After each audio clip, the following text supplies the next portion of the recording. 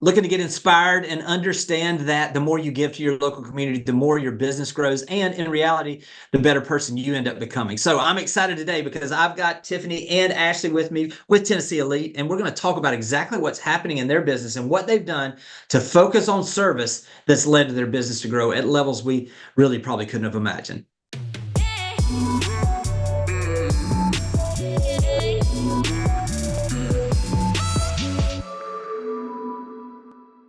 All right, Tiffany and Ashlee, this is a conversation that we've had a couple times over the years, but I really want to share with everybody to give them an understanding of what's possible because I'm inspired by the way that you guys do your business and also kind of get a little bit of the journey. So if y'all don't mind, let's take it back and just how did each of you get started and what did that look like when you first got started?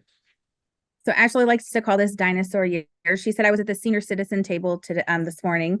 So 17 years ago, I started in business as an independent agent. And then fast forward 8 years ago, started Tennessee's Elite, a real estate team, just kind of changing the face of what real estate looks like. Yeah. And I have been licensed almost 6 years now. And I joined on Tennessee's Elite right away. Knowing that I didn't know what the heck I was doing when I was getting into real estate and wanted to have someone hold my hand at the beginning for sure. Yes. This is what's great is I think there's going to be people that can relate to both of these. But Ashlee, let's start with you a little bit about kind of when you first got started. What were some of the things that you wish you would have known that you know now, as far as maybe there's an agent that's listening that's getting started or maybe is stalled a little bit? So when I started real estate, my husband and I, he was enlisted in the Army and we had no money. Like we were just dirt poor, I would say. And so when I first started, I didn't even have money to pay for childcare. So my beginning of my career, I feel like was a little bit of a slower start because I didn't have like the manpower to handle kids and go on showings or just sit in the office. So I think that if you're starting out, if you have the ability, shadow someone in your office, ride in the car with them, listen to the way they talk to people. I think that that's something that I wish that I would have been able to do sooner, but financially was not able to. I was only working from like 9:30 to 1:30 Tuesdays and Thursdays was like my kid free time of what I could afford until I started making some money to pay for childcare. Yeah. You know what? And this is the reason why, actually, I want to start with you is when Tiffany and I started, there weren't as many team options, and so literally, I think the options for someone that is newer in the business now or that maybe is stalled is better than it was maybe you disagree, Tiffany, but it seems like to me, it would have been great to have some of those things when I first started. But listen, there's some people that are maybe listening to this that maybe don't have that access to join a team or be a part of that. When you first started, what was it kind of for you? Was it obviously different than was for Ashlee? Well, and I think like for me, I struggled with connecting with the right company. So I was a solo agent and had no idea about what I thought was an interview process coming from like just the corporate world. I thought they were choosing me. I did not know that I should be asking the questions about how they were going to be how companies were pouring in and committed to my success. And so for me, I think that it's amazing that agents have so many different options. And I think that there's scenarios where being an individual agent in the different companies, the different teams, what is offered, I feel like there's something for everybody, but you need to be really diving in and not assuming that everyone is cut from the same kind of Coke type of scenario. So I think that for me, I chose the wrong company to start with. It was a great company, but it was not the right company for me. And it was a very slow start to get to the place.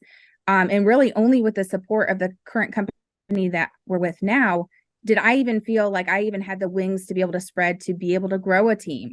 10 years ago, I joined the current company that I'm with, and then 8 years ago started a team. And really it was with the support that was backing me that allowed me to even do that. Yeah, I would agree. I mean, that's one of those things when we're talking about that, Tiffany, for me, I think it is almost, as important. I've said it this way. The three most important decisions you're going to make, in life. Number one is obviously your faith. Number two is obviously going to be who you're going to marry. And then number three, if you're from your business perspective, it's who you're going to be associated with. And do they have those tools, the technology, the training, the atmosphere of growth? And so I couldn't agree more. It's one of those where making sure that you're around the right people is so critical to your growth. Now let's kind of fast forward a little bit. Let's talk about this. You said 10 years ago you started the team. When you started doing that, what was the reasoning behind that? And was there something in your business where there was like something that prompted you that, hey, it's time for me to do this? So I was about 9 years in the business at the point where I was like, okay, I need to expand. I need to do more. And it really wasn't driven based off of number of sales, number of like it wasn't number driven at all. It was never I had too much business and I needed to have agents that were going to help do my business for me. It was at that point looking and seeing, okay, where are there more of me? Where are those people that care so deeply on every single transaction that they're looking at? Where are those people that have really the sacrificial mindset that they are helping people and not selling houses? Yes, it's a profitable business, but where is that mindset? And so for me, that was really what catapulted into gathering under my arms more people that could be selling in that mindset. And of course, that's led to great success, but it's always been about the people. It's never the numbers. It's never the awards. It's never, number one, number two, whatever status. It's never any of that. And I felt that if I could do this and I could impact other agents to be like-minded in the same way of doing the business, that was kind of my why. That was the purpose of it. And great success has come from that, but it's always been about one family at a time. Yeah, and obviously that's not. I mean, the proof is in how your business continues to grow and how the team continues to grow. This is another perspective. I'd love to hear, Ashlee, of what was attractional to you to join the team, and how did that come about? I guess you could say. So there was a girl on team that I knew in a different industry. And she was like, you need to get your license. I can help you. I'm on an amazing team. I think you would be a good fit. And it didn't come from a place of like, I'm recruiting you or like some sort of like pyramid scheme type of feel. It was a genuine, I want to help you. I know you. I know your family, that kind of thing. And so when I finally did get my license, I did sit down with Tiffany and did my interview and everything. And I don't know, she thought I was good enough, I guess. But she's okay. She's okay. She's all right. She's all right. But I credit a lot of that to her name's Dina, and she's the one who linked me up. And I don't know, I'm just forever grateful. And I think it's the right people at the right time. I think that it's the person and everything else can follow with that too. So like I think that anyone that we've had the attraction to that is the like-mindedness in this. And I think that was Dina saw that in Ashlee, and I believe in a not knowing what was going on way, Ashlee saw the same. Yeah. I think sometimes absolutely. I think sometimes people too, they decide to do a team, and it's a vanity play. Like you said, it's about more transactions, or someone says, oh, well, that's just the next step. But I mean, it is timing, and it is understanding what you're truly doing this about, and for why are you doing it? And is this going to I always try to think of it from is doing this going to multiply my opportunity to serve people, or is it going to divide? Is it going to spread me out so thin? And so I think the natural growth that y'all have seen is because of that focus on that. Sure, you can will the numbers up, but if it doesn't have a firm foundation, when you have issues, it's going to make it much more difficult to continue going. So let's talk about this though. The success comes from obviously having, and not just the training, but having the people for the agents to be able to serve. You guys have done some things that are a little different than most people. You want to talk about kind of lead generation and what you guys are doing to grow the business a little bit? all that is taking care of people, taking care of our community, serving our community. I mean, it honestly is just about the people. Like, it's like people will be like, oh, it's this one thing, or it's this one lead grab, or this one company. Or, no, it's the people, and literally serving the people. And I think that, like, even our follow-up, or even our marketing plan to that, I think the genuine care and concern for the people that we're serving, it doesn't even necessarily have to have a 12-step plan, because you're literally just invested in people's lives, period. It's just kind of like a friendship or a family relationship, that it's just like they know that you're there for them at all costs, no matter what. And you're proving that by your actions. You're proving that by those things you're doing, which part of it is marketing, part of it is advertising. But just by doing those things, which we truly enjoy, I think that the ones that we're surrounded with enjoy doing this. Guess what? That returns business. And what is that? A very low to no cost care about people. Yeah. Actually, you mind just sharing like some practical things? I know before we were coming on, we were talking about pop buys and different things. What are some of the practical things that you guys do to make sure that people understand that care? Well, this time of year in December, it's always great to send out Christmas cards. So I've been telling people, if maybe you've never talked to your client after the sale, and you're wanting to get back in the swing of things, reach out to your clients that have bought and sold with you, get their new address. It's not too late. They'll remember who you are. Get their address and send them a Christmas card. And it's just an easy touch to your people. It's easy to get back into the swing of things. Like Tiffany said, we do pop buys. So at least once a quarter, we're popping by to everyone in our SOI. They're getting a little something.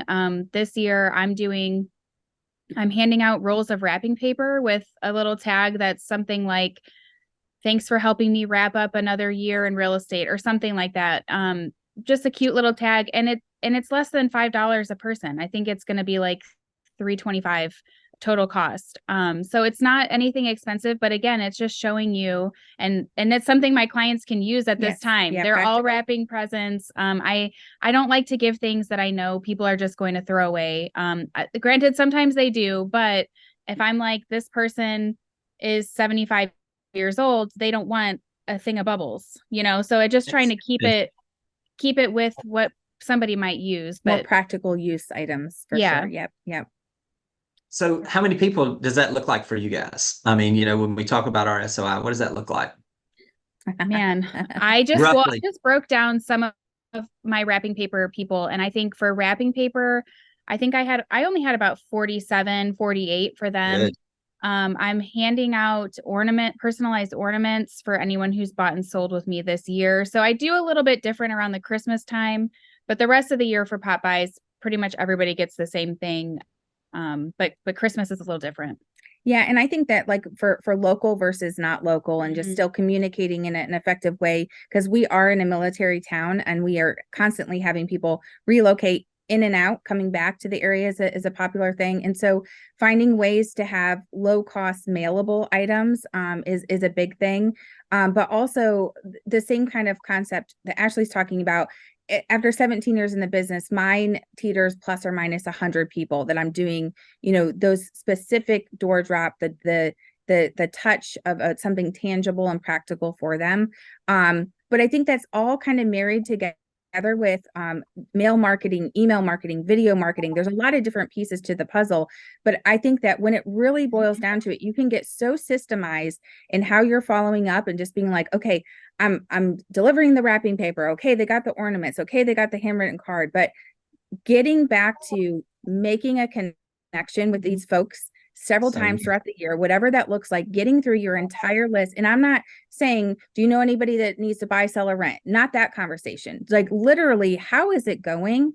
And the amount of needs that you can be filling in just the how's it going? And the amount of times that conversation has happened at the right time, to be like, oh my goodness, someone's mother just died. Oh my goodness, an unexpected deployment just happened. Oh my goodness, they got thrown with military orders. Yeah. And the amount of times that we've been able to provide meals or assistant or connect resources just by literally just checking on you, zero cost, 100% heart. That is what I think we forget as we're going into a new year, business planning that you're forgetting about the people part of that. Yeah. And it's so easy, especially like, 17 years in the business. I'm like, man, I have so many people to check in with. Okay, break it down to realistic. And even if you get through half of that, it's better than getting through none because you have so many people to just people check as well. So Yeah, it's so true. One is better than none is what I always say. yeah. Just start with one at least and then go from there. All right, so let's do this. Tiffany, we mentioned a little bit, or Ashlee mentioned a little bit about the wrapping paper and the ornaments. What are some of the things that you've done in the past as far as pop-by type of items that maybe Gosh, stood out? so many things. Alcohol. Yeah, alcohol. I was just gonna say, like, should we be talking about this? Alcohol is the best received. You will get social media shout outs like we've done. You've been boozed at Halloween. We talked about doing a boozy hot chocolate pop by before, but honestly, like the little bottle minis. And if our broker is watching, she is not a fan of. Are you carding everybody? Like, are you making sure this enters the hands of a 21-year-old? So I don't know that we can necessarily promote that, but honestly, best return has absolutely been our clients are drinkers, I guess. Yes. But alcohol has been a really big thing. We also do at the beginning of the summer, we do a card that basically has all of the local places that you could be spending your summer with your kids, like the different amusement type of businesses, right? But then also we have like free movies in the park. We have a ton of local parks. We have a ton of free things that happen through the summer. So we're connecting resources like you can bowl for free the entire summer with your kids. You can go to the movies for $1. So we try to do a card that says basically your survival with kids for the summer, and then create a kid type of pop by with that, which would include the bubbles like Ashlee's referring to. But that probably wouldn't go to the 75-year-old. Kind of tweaking that to be personalized to them. We also do events throughout the year. And so we will cater pop-bys to our Easter egg hunt that we do for the community. We do a specific invite to our clients. Well, that always has some type of tangible pop by to it where they're just not getting something in the mail that they throw away or a online invitation. They're getting an Easter pop by with that invitation. Same thing for trunk or treat, a Christmas event, different things like that. So trying to pair where it's not just the paper, we're doing something tangible. And I would say too, make something that is like visually pleasing, but also can stand up. Because my story, a part of starting in real estate, I've never heard from my agent ever again after we bought our house. First time home buyers, bought at the top of our budget. We were house poor, didn't know anything about anything. Again, he never followed up. So when I started real estate, I was like, I don't want to be that person. But then my second story, unrelated, I randomly got a pop by from an agent who was farming my neighborhood. And it was literally in a sandwich bag, not a sealable one, like just a sandwich bag with a rubber band like strung on to my door. And I remember I sent you a picture and I was like, what is this? Like, this is not what is this this welfare pop by that just got That's right. like That's what right. in the dinky is this going on? But like you can go to the dollar store. She's talking about those summer pop buys. They have little popcorn plastic buckets that you can fill with, if you're talking about movies in the park, a bag of popcorn, some bubbles, some candy, whatever it is. But it stands up and you can get like 3 for $1 or something, 2 for $1.25 now. Yeah, that's so good. Yeah, let's talk a little bit about, going forward. I mean, obviously, I think every year, as you do these, you get a better feel for what works for you guys and what it is. The growth has just been phenomenal. And to see everything that's happened over the last few years is pretty exciting to me, to have seen it and watched it and just excited for what's to come. Let's talk about some of the things that maybe you are planning to do marketing wise in the coming year, and maybe some things that you're going to back away from a little bit as we go into this next year. Yeah, so definitely more of a push for in-person client events. Community events is another turn to that, because our book of business, where we have, different books of clients that we are communicating with. Ashlee's clients respond to different things than Tiffany's clients, then versus Katie's versus Amber's. Our clients are responding to different things. And we also are taking the connection of connecting our clients to our community and getting them into different businesses and different things that our town has to offer. So like last year, we did an event at a museum, a local museum that has a children's floor on it, but it's a lot of local history that's in there. There's arts, there's a train display, etc. more than half of the people who have lived in our town for 5+ years did not even know we had a museum in our historic part of downtown. So when we're looking forward to 2024, it's like, what are more things that people just need exposure to? What are more things that, like the new stuff that's come to our community? We have a new indoor ice skating rink that's paired with the Nashville Predators here in our tiny little town. It's an arena. Okay, what event can we be bringing to that? What is the attraction piece that we can be connecting our clients? Because the more that we can be in person, having in-person conversations, the more we can be filling the needs, and then continuing to connect our clients with our community. Really, the why behind why we're selling real estate. That's great. Ashlee, what about anything that you can think of that maybe y'all are going to do a little less of that maybe you've done in the past? Well, I think less of sitting here and scrolling and more of just being intentional with time. I think that, sometimes, especially if you're trying to grow on social media, you follow a lot of people and you're like, oh, I should make this reel. I should do this post. I should talk about this. And then you maybe never do it. I can't tell you how many times I've saved a reel and I'm like, I'm going to recreate this. So I think for me, I need to be more intentional with my time and what I'm doing with it, and finding out what's actually yielding me the results that I'm wanting.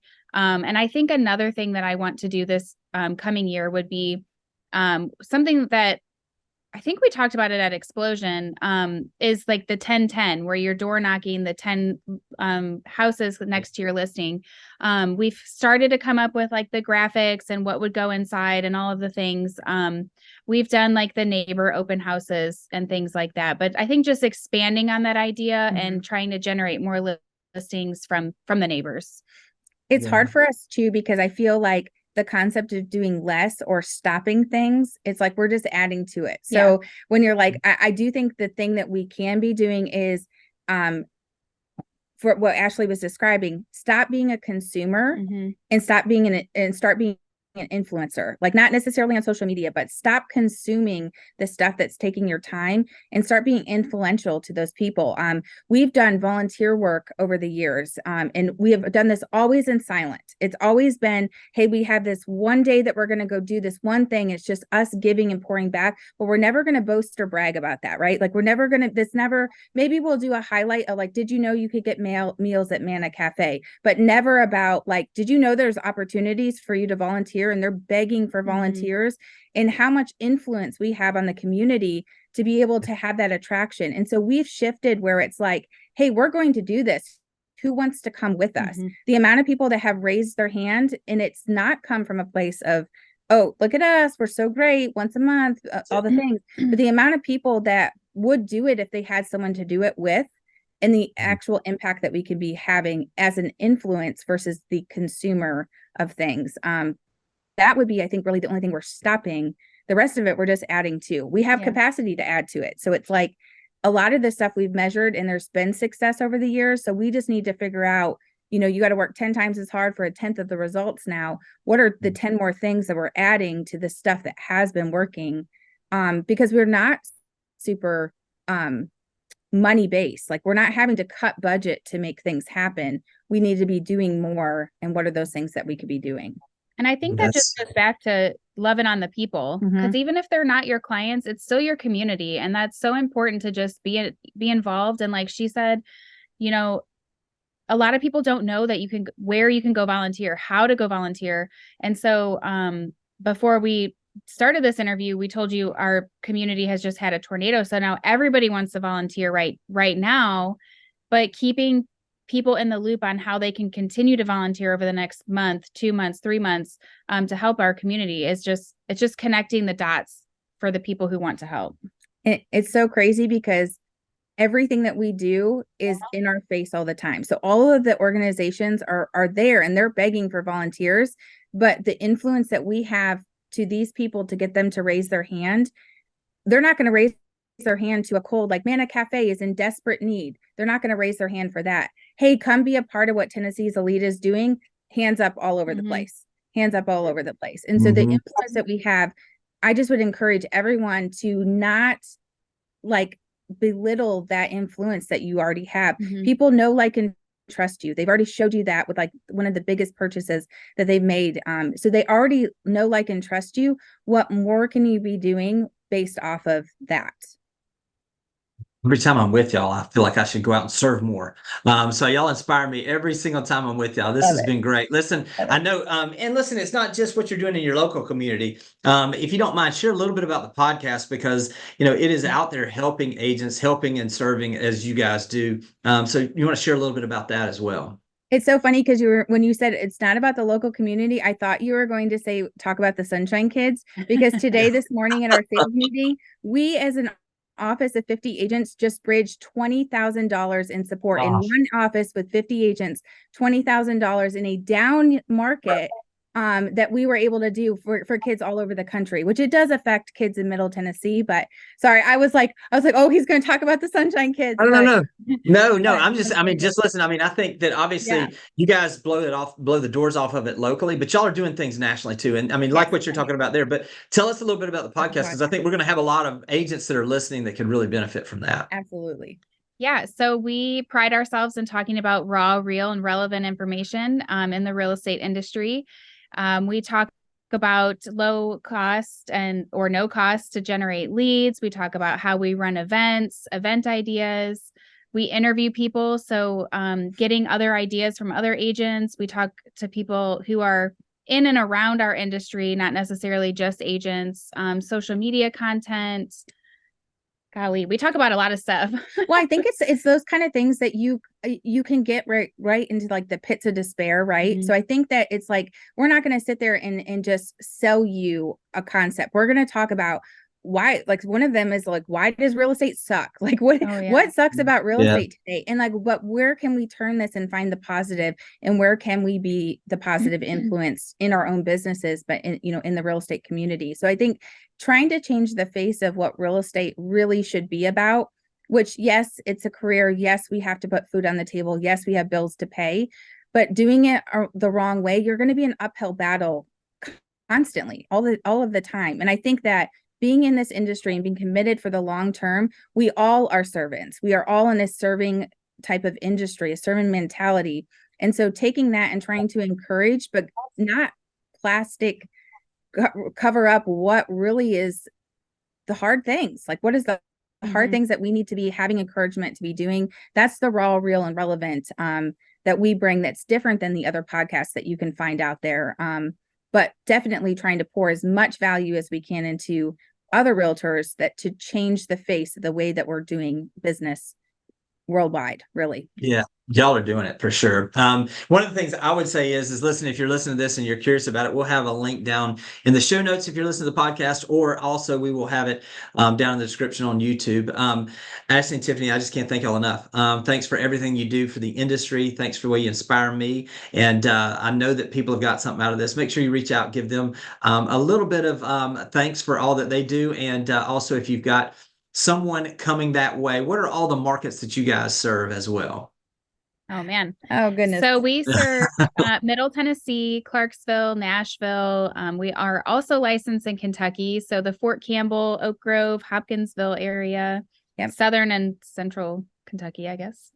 It's a very big radius. I would say when you're looking at Nashville, you can go about 2 hours north of Nashville and an hour south and take that radius all around. That's where we cover. We just go where we can help serve those clients that come our way. All right. Well, thanks for everything you guys do. Again, I know you got some value out of this. Reach out and let Tiffany and Ashlee know how much you appreciate them, and we'll talk to you guys soon. Thanks for watching the video. I specifically chose the video below for you because it builds on the one you just watched. I hope it's helpful, and I'll talk to you soon.